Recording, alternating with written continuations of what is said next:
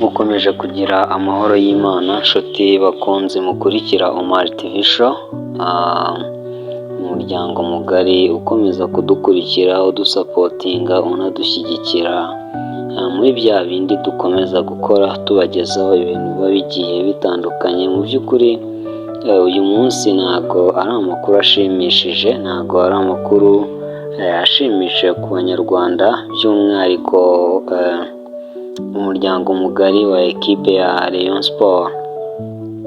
Ku munsi w'ejo mu gitondo nibwo amakuru amenyekanye aracicikana yuko umunyamakuru w'ikirangirire Jean Lambert Gatare yitabye Imana aguye mu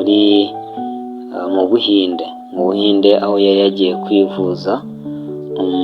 Akaba yarazize indwara y'umugongo, indwara ifata imyakura y'umugongo. Nuko ntangiye rero ngize ngo dutangire iki kiganiro cyacu kitari butinde, mu by'ukuri kiri buze gufata iminota mike cyane. Jean Lambert Gatare ubundi yakoze imirimo igiye itandukanye, by'umwihariko ariko mu itangazamakuru cyane.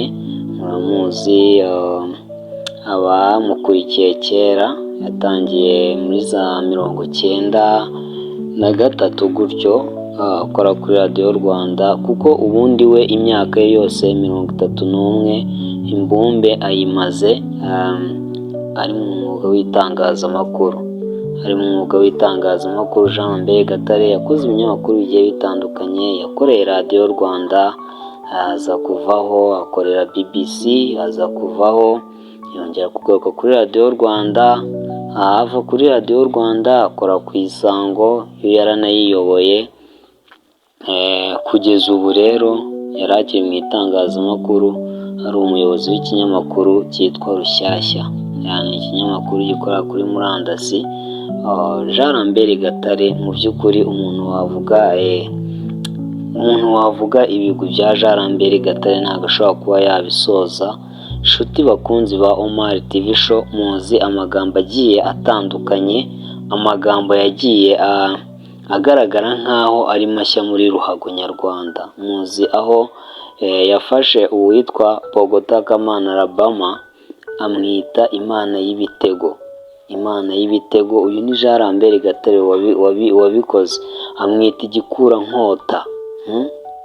Urumva, ni ukuvuga ngo ni nawe wazanye ijambo ryo kuvuga ngo mu mahina, ngo kunyeganyeza ngo inshundura. Ni ukuvuga ngo yari amagambo n'ubundi yari asanzwe ari mu kinyarwanda, kuko n'undi si we wayahimbye, ariko niwe muntu wayaburandinze, niwe muntu wayashyize ku rwego rwo hejuru. Jean Lambert Gatare rero mu rubuga rw'imikino, by'umwihariko wa sportif, nabo babuze umuntu.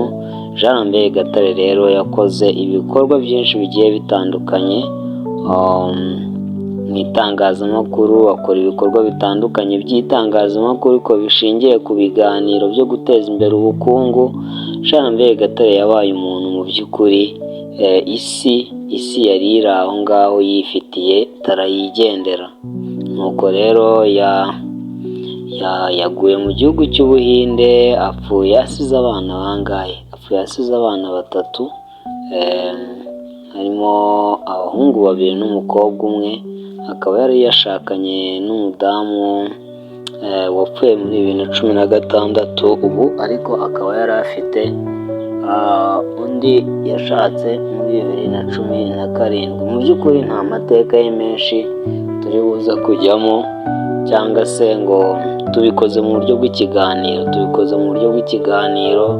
ahantu hatandukanye cyagiye gicaho, ariko natwe hari umusanzu wacu kugira ngo inshuti cyangwa se abakunzi bakundaga Jean Lambert Gatare bamenye yuko mu by'ukuri atakiri mu mubiri. Ntabwo turi bwibande wenda ku muryango we cyane ngo tuvuge ngo iby'umuryango we, ahubwo turibanda ku ruhare Jean Lambert Gatare yagize, cyangwa se n'umusanzu yatanze mu itangazamakuru ryo muri uru Rwanda rwacu. Jean Lambert Gatare mu by'ukuri abamuzi baramwibuka bakamukunda cyane mu mapubulisite, ukuntu yatangaga publicité nziza kuri radiyo Rwanda. Abandi bamuzi nanone bagiye kujya bamukumbura ni abantu bamukunze mu ishami ry'amakuru kuri radiyo Rwanda. Jean Lambert Gatare, Imana ikomeze gutuza heza, kandi mu by'ukuri wumve yuko imitima y'abanyarwanda iri gutonyanga amarira kubera iki gikomere, iri gutonyanga amarira kubera agahinda batewe no kuba babuze uyu munyamakuru w'icyamamare, uyu munyamakuru wakoze byinshi, wagejeje kure uruhando rw'itangazamakuru mu Rwanda. Mu by'ukuri rero Imana ikomeze kwakira mu bayo, kandi aha hantu unyuze, uyu muryango unyuzemo, n'abandi bahari bagihumeka nabo bazawunyuramo rwose, ariko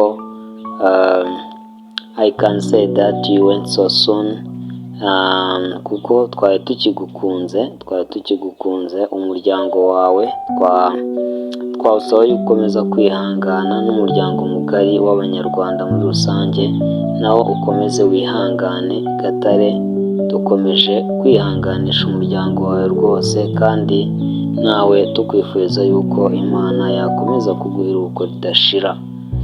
Rero nshuti zacu, bakunzi bacu, ni ibyo twagira ngo tuvugeho kugira ngo dukomeze tujyane n'ibigezweho. Ibindi ni like n'amashare, kandi n'iyi nkuru ukayisharinga kuri bagenzi bawe kugira nabo bayimenye, n'abatarakoze subscription mukabikora kugira ngo turebe ukuntu twakomeza kuzamura umuryango wa Mwali TV Show. Murakoze cyane, mugire umunsi mwiza.